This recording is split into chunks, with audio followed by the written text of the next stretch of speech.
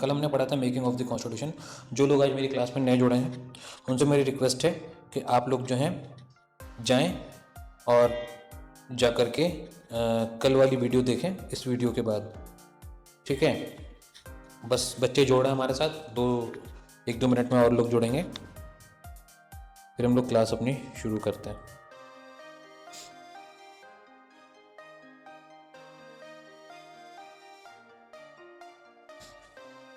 आ जाओ बच्चे लोग, जल्दी जल्दी क्लास शुरू की जाए।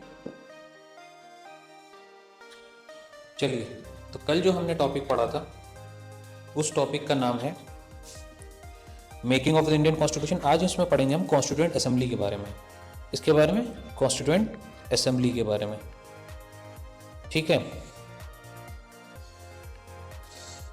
चलिए शुरू करते हैं, आ गए काफ़ी लोग जुड़ गए।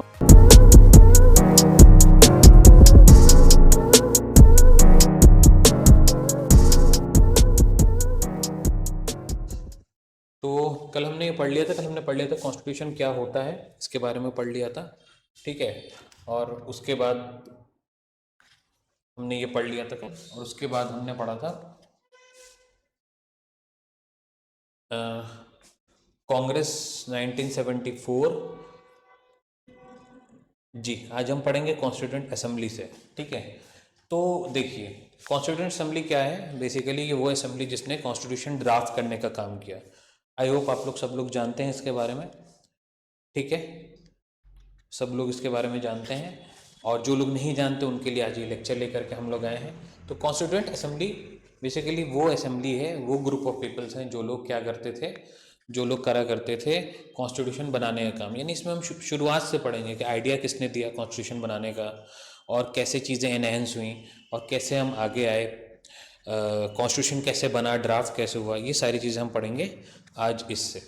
तो सबसे इम्पॉर्टेंट बात तो ये कि हमारे कॉन्स्टिट्यूशन बनाने में किसी एक का हाथ नहीं था। B.R. अम्बेडकर साहब को अक्सर याद किया जाता है, पर बहुत सारे लोग इसमें जुड़े हुए थे और बहुत सारे लोगों ने इसमें वर्क किया था, ठीक है। तब जाके आज जो हम कॉन्स्टिट्यूशन देखते हैं, जो कि इतना अच्छा बेसिक लॉ ऑफ लैंड है, वो हमको आकर के मिला है। तो देखिए, सबसे पहले हम पढ़ते हैं, यहाँ पे ध्यान दीजिएगा। तो demand for constituent assembly bye M.N. Roy.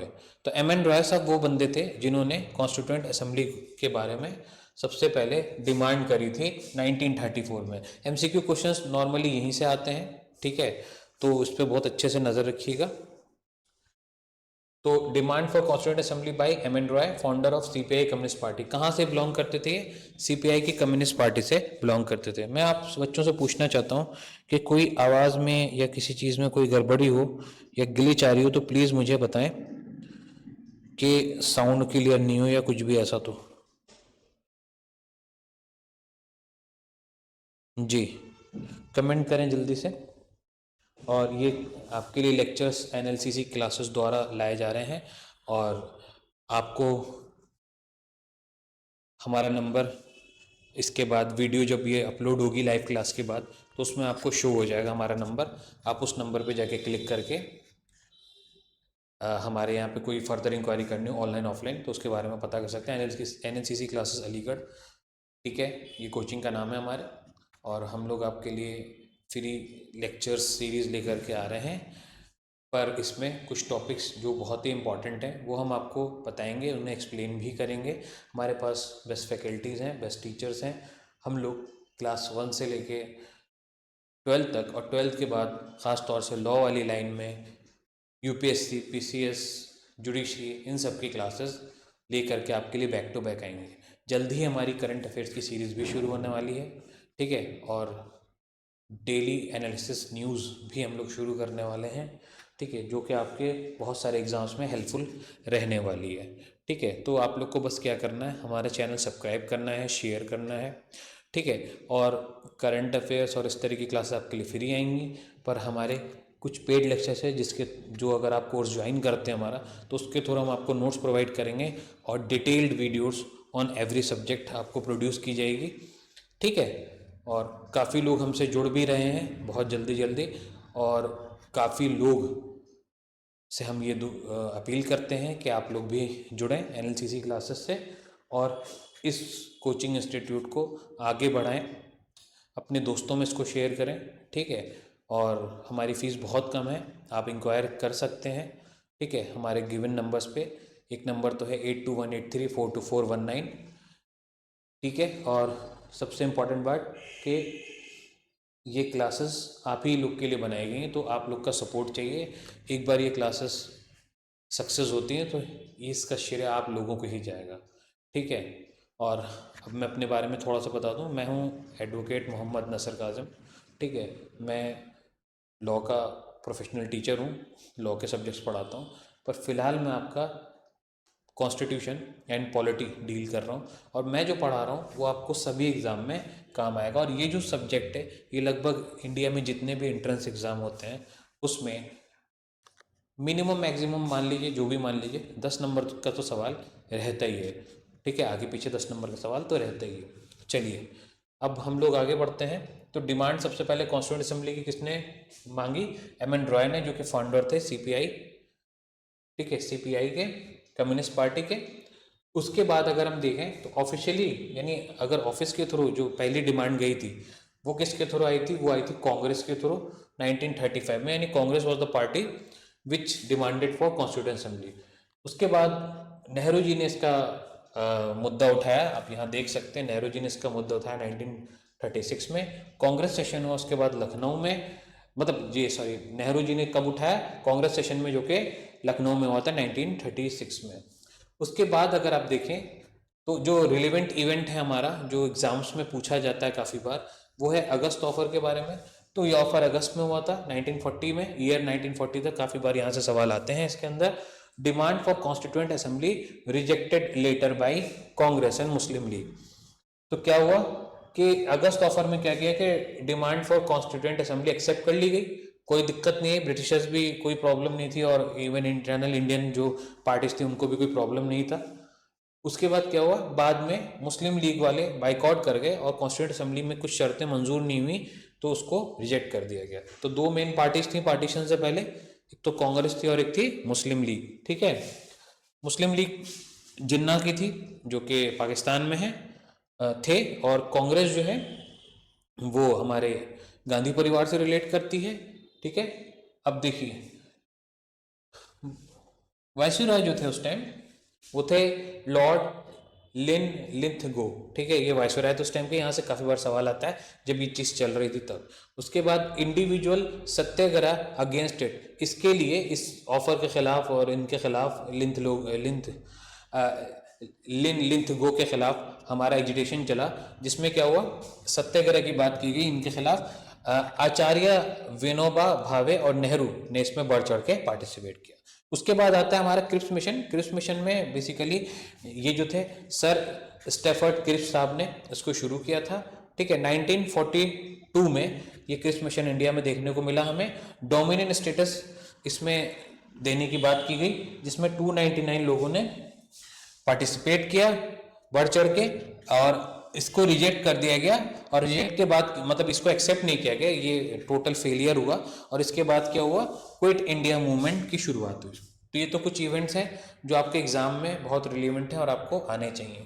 उसके बाद अगर हम बात करें 1946 की, तो 1946 में हमको देखने को मिलता है, यहाँ ध्यान दीजिएगा, कैबिनेट मिशन प्लान, ठीक है। कैबिनेट मिशन प्लान में कांग्रेस लीग, मुस्लिम लीग, पाकिस्तानी डिमांड, ये सारी चीज़ें डिस्कस की गई। पाकिस्तान, बेसिकली पाकिस्तानी डिमांड का मतलब है यहाँ पे पाकिस्तान चाहिए सेपरेट हमको, इसकी डिमांड मुस्लिम लीग ने उठाई, ठीक है।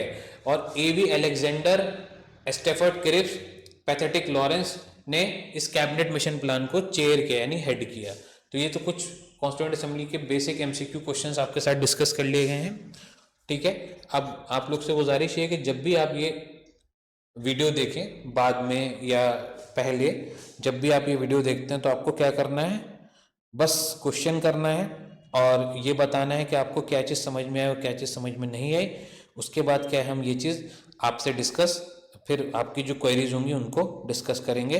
और अगर कोई ऐसा टॉपिक है जिस पर आपको डिटेल्ड वीडियो चाहिए तो उसकी भी हम लोग आप तक लाने की कोशिश करेंगे, ठीक है।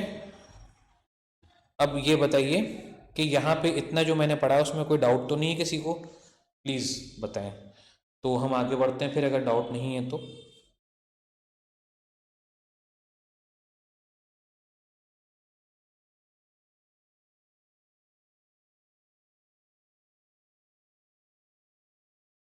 आवाज़ तो क्लियर है ना? कोई ग्लिच या कोई प्रॉब्लम तो नहीं है? ठीक है, मैंने भी चेक कर लिया, वीडियो बिल्कुल ठीक आ रही है और कोई प्रॉब्लम नहीं है। ठीक है, तो आगे चलते हैं हम लोग। अब देखिए नेक्स्ट पेज पे क्या है, provisions of cabinet mission plan, क्या क्या बातें, क्या क्या लॉ की बात करी गई थी। ठीक है, तो यहाँ पे हम डिस्कस करेंगे वही सारी चीज़ें। तो टोटल सीट्स हमारे पास 389 उस टाइम, जैसे लोकसभा होता है ना आज की डेट में, तो लोकसभा में कितनी सीटें हैं सब लोग जानते होंगे, there are 543 seats are there in Lok Sabha. ठीक है, राइट नाउ। तो उस टाइम पे क्या था, टोटल हमारे पास जो सीट्स थी वो 389 थे। उस टाइम इंडिया जो था बंटवारे से पहले प्रोविंसेस ऑफ प्रिंसली स्टेट में बटा हुआ था, तो इसमें से 389 में से प्रोविंसेस ऑफ प्रिंसली स्टेट को कितनी सीटें दी गई बंटवारे के बाद, मतलब सीट्स दी गई 93 इनके पास थी जो कि नॉमिनेटेड थी। प्रोविंसेस एंड प्रिंसली स्टेट्स के पास 93 सीट्स थी जो कि नॉमिनेटेड सीट्स कहलाती थी।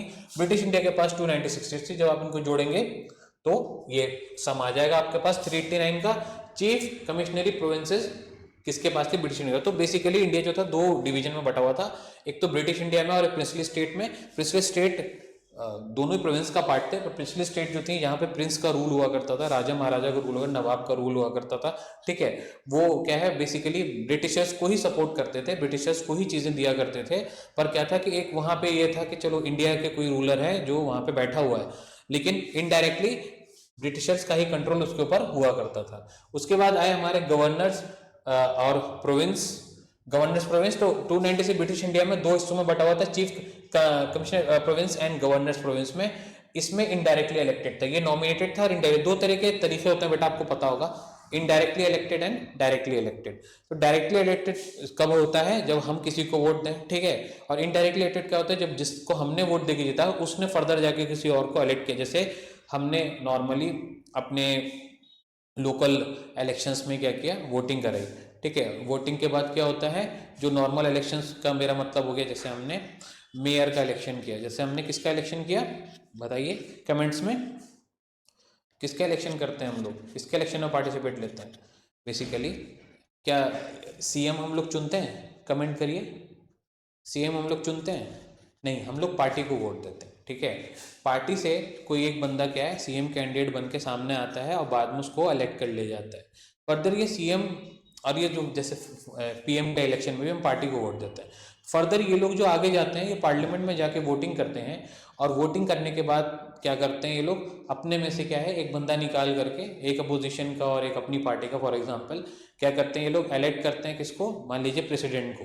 तो क्या कहलाता है, जो इन्होंने इलेक्ट किया प्रेसिडेंट को, ठीक है, तो क्या कहलाएगा, इनडायरेक्ट इलेक्शन। और हमने जो एमपी एमएलए को इलेक्ट किया और एमपी एमएलए ने जाके फर्दर जाके के जो इलेक्ट किया इनको प्रेसिडेंट को, तो एमपी एमएलए को जो हमने इलेक्ट किया उसको हम कहेंगे डायरेक्ट इलेक्शन, क्योंकि हमने डायरेक्ट वोट दिया था। इन्होंने हमारे रिप्रेजेंटेटिव बनते हुए इन्होंने आगे जाके किसी को इलेक्ट किया, तो हम क्या बोलेंगे, इनडायरेक्ट इलेक्शन। तो पहले भी यही होता था, तो इनडायरेक्टली इलेक्टेड जो थे वो ये लोग थे और नॉमिनेटेड ये लोग थे। आज भी नॉमिनेशन की पावर किसके पास है, प्रेसिडेंट के पास है।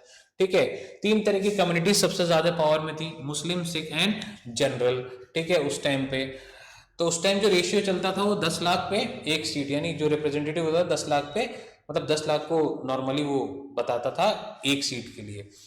Meeting and drafting of CA constituent assembly, उसके बाद क्या हम देखते हैं कि मीटिंग होती है और ड्राफ्टिंग होती है कॉन्स्टिट्यूएंट असेंबली की। जो पहली मीटिंग होती है वो 9 दिसंबर 1946। इस पॉइंट को बहुत अच्छे से याद रखिएगा क्योंकि यहीं से सवाल काफी बार आता है। 9 दिसंबर 1946 उस टाइम पे जो पहली मीटिंग होती है उसमें टोटल 211 मेंबर्स ने पार्टिसिपेट किया था। इलेक्शंस जुलाई में होते हैं, जुलाई से अगस्त के बीच में 1946 में। मेजर जो पार्टी निकल के आती है वो कांग्रेस निकल के आती है इस टाइम पे। सीट उस टाइम पे 208 इनके पास होती है, टोटल 208 सीटों पे इलेक्शन होता है।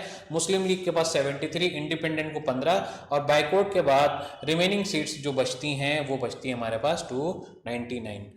आई होप यहाँ तक आप लोगों को क्लियर है। अब देखिए 13 दिसंबर और 22 जैन भी इंपॉर्टेंट डेट्स हैं। 13 दिसंबर 1946 को ऑब्जेक्टिव रेजोल्यूशन नेहरू जी पास करते हैं, बहुत इंपॉर्टेंट है, काफी बार एग्जाम में कि ऑब्जेक्टिव रेजोल्यूशन कब पास हुआ। ठीक है, 22 जैन 1947 को ऑब्जेक्टिव रेजोल्यूशन को अडॉप्ट किया जाता है by constituent assembly.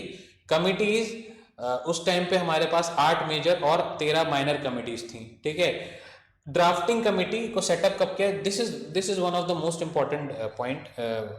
mostly asked in interviews and pre-exams of various exams like BLLB, AMU entrance, like Jamia, like PCSJ, APO.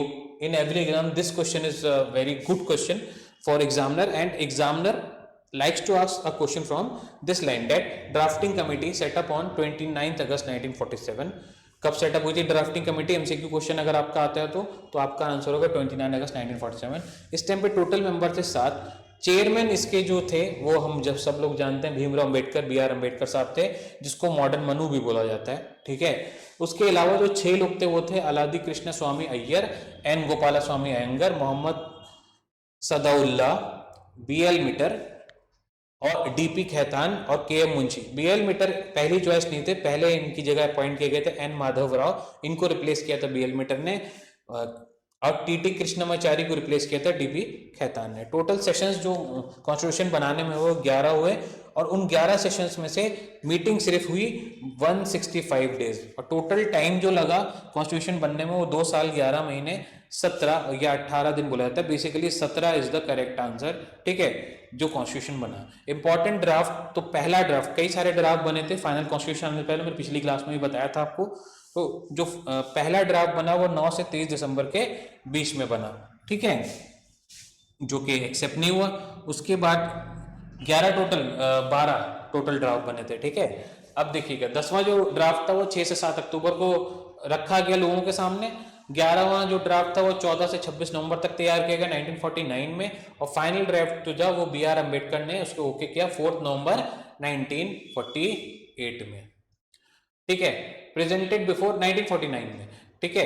Presented before, यहां मिस्टेक सही कर लीजिएगा, प्रेजेंटेड बिफोर पब्लिक, लोगों को दिया गया कब? 1948 में। अडॉप्टेड, फाइनली इसको लोगों को दिखाने के बाद अडॉप्ट कर लिया गया 26 नवंबर 1949 को। कॉन्स्टिट्यूशन डे भी इसी डेट में मनाया जाता है। इनफोर्स 26 जनवरी 1950। यहाँ से बहुत बार एमयू भी सवाल पूछता है और वेरियस यूनिवर्सिटीज भी सवाल पूछती है कि कॉन्स्टिट्यूशन अडॉप्ट कब हुआ था? 26 नवंबर 1949 को, और कॉन्स्टिट्यूशन इनफोर्स कब हुआ था? 26 जनवरी 1950 को।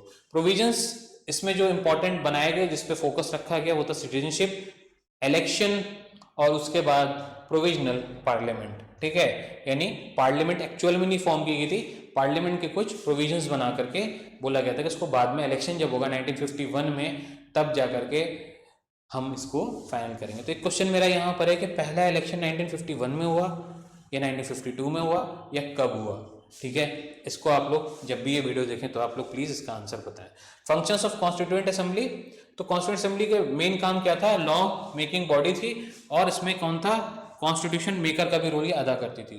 तो इसके लॉ मेकिंग बॉडी के जो हेड थे वो जीवी मवलांकर साहब थे, जो कि पहले इंडिया के स्पीकर भी थे, फर्स्ट स्पीकर ऑफ इंडिया भी थे, यही थे। Lok Sabha, sorry, first speaker of Lok Sabha भी यही थे।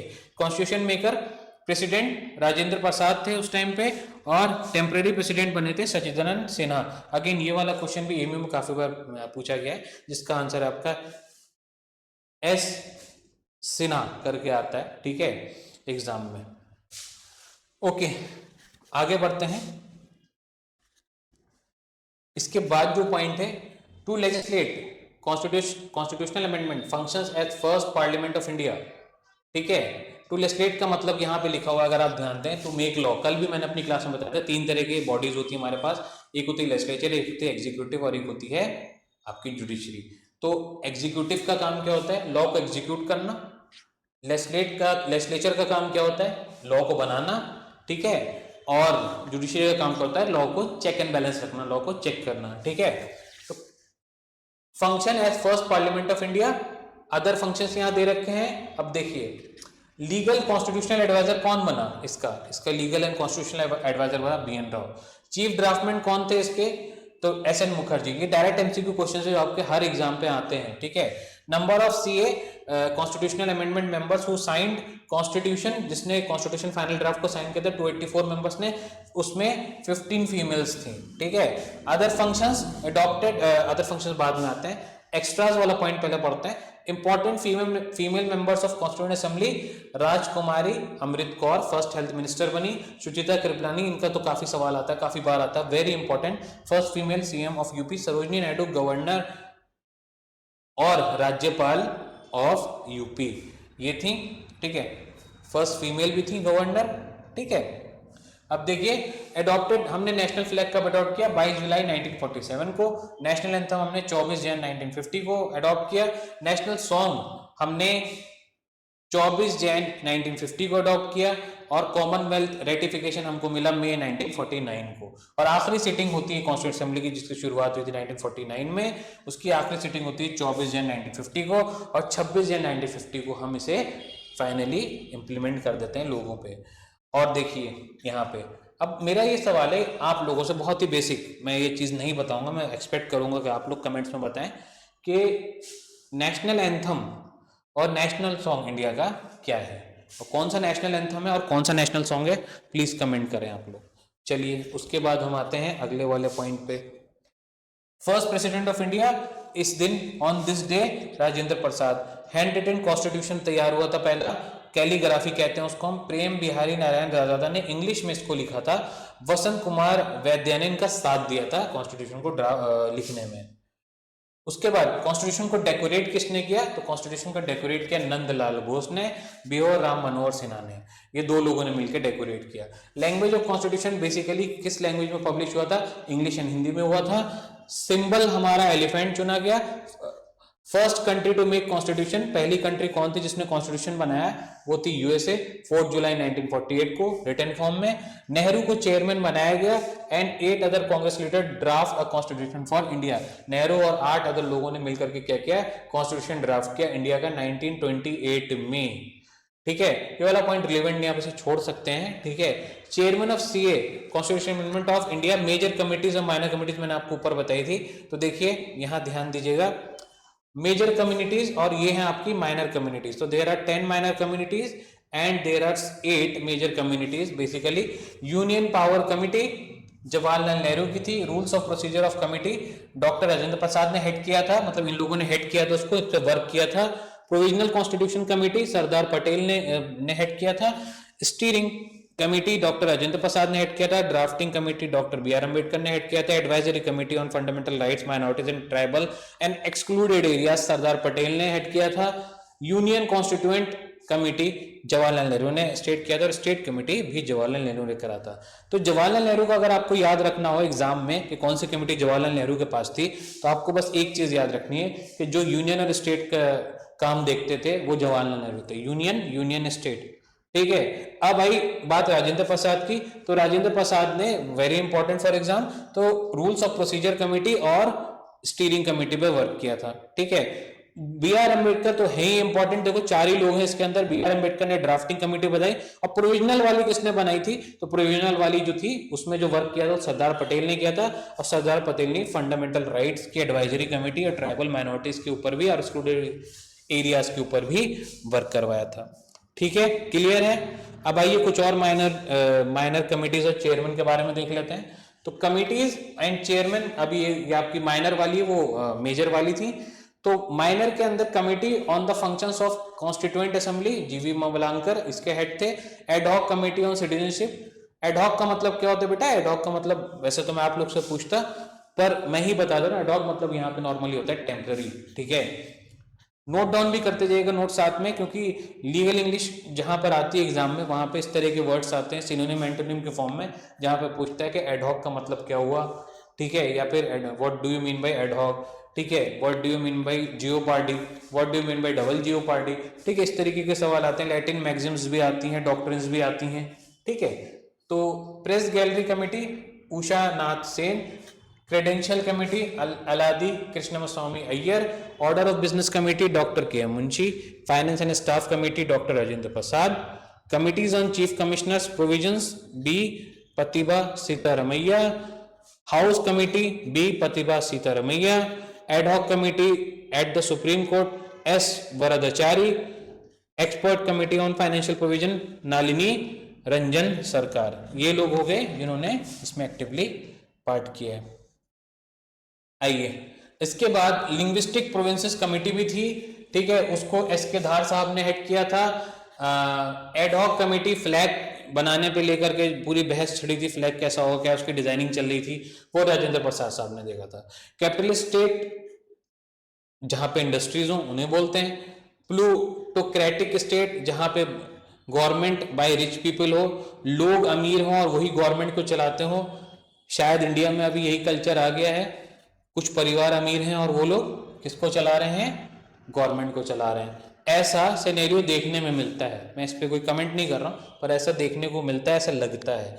मिक्स्ड इकोनॉमी का मतलब होता है, एग्जाम्पल तो इंडिया है जहाँ पे इकोनॉमी किसी एक चीज़ पे डिपेंड नहीं हो, काफ़ी सारी चीज़ों पे डिपेंड करती हो।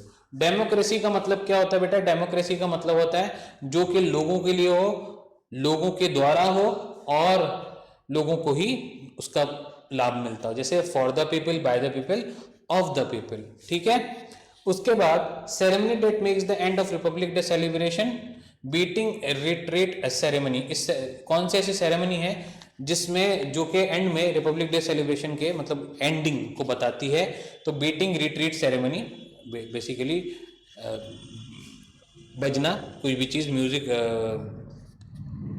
इसको चलिए हम दूसरे लेक्चर में एक्सप्लेन करेंगे, काफ़ी कमेंट्स आ रही हैं लाइव में, इसको किसी दूसरे लेक्चर में एक्सप्लेन करेंगे।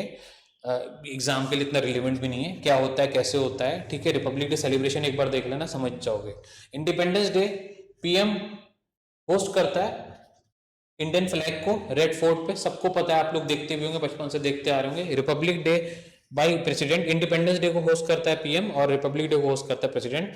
फ्लैग अनफर्लिंग इन कर्तव्य पाथ, कहाँ पे होता है, ये होता है रिपब्लिक डे का सेलिब्रेशन कर्तव्य पाथ पे, और इंडिपेंडेंस डे का होता है रेड फोर्ट पे। बहुत इंपॉर्टेंट पॉइंट है, पढ़ के जाइएगा, ये ज़्यादातर इंटरव्यू में पूछे जाते हैं। ठीक है, यूके का अनरिटन कॉन्स्टिट्यूशन है और यूएसए का रिटन कॉन्स्टिट्यूशन है। पहला यूएसए का, इंडिया का भी रिटन कॉन्स्टिट्यूशन है, इंडिया का लेंथीएस्ट कॉन्स्टिट्यूशन है।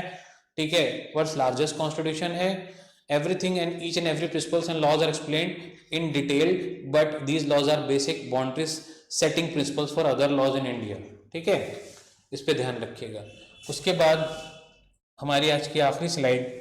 ठीक है, रिटन कॉन्स्टिट्यूशन और अनरिटन कॉन्स्टिट्यूशन में डिफरेंस बताते हुए थोड़ा सा। तो written constitution compiled and structured in system form by few members. तो क्या होता है, बेसिकली कुछ लोगों ने मिलकर जहाँ पे चीज़ों को कंपाइल किया हो, उसे एक स्ट्रक्चर फॉर्म में लाया हो, उसे हम क्या बोलते हैं, रिटन कॉन्स्टिट्यूशन बोलते हैं। अनरिटन कॉन्स्टिट्यूशन क्या होता है, नॉट स्ट्रक्चर्ड होता है। रिटन कॉन्स्टिट्यूशन का एग्जाम्पल इंडिया ही है सबसे बड़ा। ठीक है, अनरिटन कॉन्स्टिट्यूशन का एग्जाम्पल यूके, अभी हमने ऊपर भी पढ़ा। Formally constituted, not easy to amend, तो इसको फॉर्मल तरीके से बनाया गया है, और इंडिया का जो कॉन्स्टिट्यूशन, रिटन जो कॉन्स्टिट्यूशन है, उसे अमेंड करना इतना आसान नहीं है, मेजॉरिटी का सपोर्ट आपको चाहिए होता है। अनरिटन कॉन्स्टिट्यूशन है, इस वजह से यूके का क्या है, नॉट फॉर्मली कॉन्स्टिट्यूशन, सही से बना हुआ नहीं है, या फिर सही से उसमें कुछ चीजें इंप्लीमेंटेड नहीं है, क्योंकि अनरिटन है भाई। ठीक है, इजी टू अमेंड, और इसको अमेंड करना बहुत आसान है क्योंकि ये अगेन ये अनरिटन है। ठीक है, more than one level of government in Indian constitution.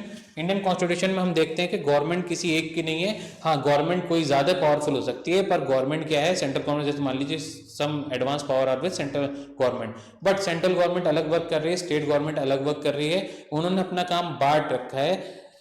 हम अगेन कॉन्स्टिट्यूशन पढ़ेंगे तो उसमें कुछ लिस्ट होती है जिसमें वर्किंग दी हुई है कि कौन से गवर्नमेंट कौन सा काम करेंगी। ठीक है, तो वो लिस्ट बटी हुई है, और एक और लिस्ट होती है जिसमें दोनों मिलकर कब काम करेंगे उसके बारे में बताया गया होता है।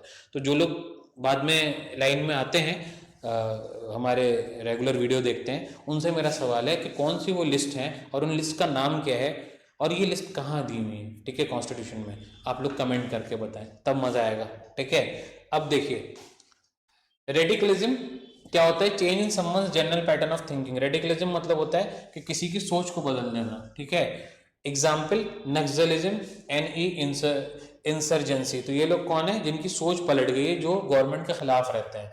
की features of Indian constitution, main बहुत से तो बहुत सारे फीचर्स हैं, लेकिन जो की फीचर है, one of the key feature is that federalism, division of power between centre and state.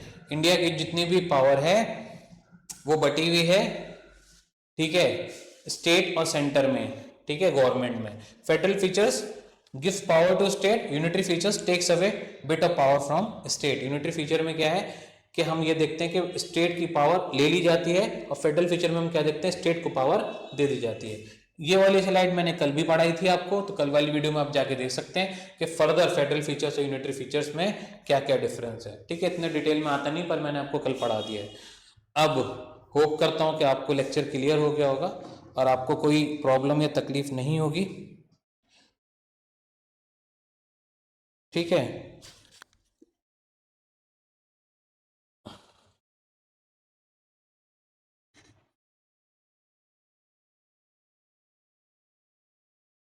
ठीक है, तो सबकी बातें देख ली हैं, सब कुछ देख लिया। अब आप आइए कल वाली क्लास में ज्वाइन करिए। कल भी हमारा BNSS का क्लास होगी, GSJK की क्लास होगी, और जल्द ही हम करंट अफेयर्स की क्लास शुरू करेंगे। और अगर आपको फर्दर हमारी क्लासेस के बारे में पहले से अपडेट चाहिए तो आप हमें कांटेक्ट कर सकते हैं। हम आपको शेड्यूल बता देंगे कौन सी क्लास कब होगी। ठीक है, हमारा नंबर आपको स्क्रीन पे रिकॉर्डेड वीडियो में, जो कि इसके बाद पब्लिश होगी लाइव क्लासेस के बाद, उसमें आपको फ्लैश हो जाएगा। ठीक है, चलिए तो एंड करते हैं आज की क्लास। आई होप मज़ा आया होगा।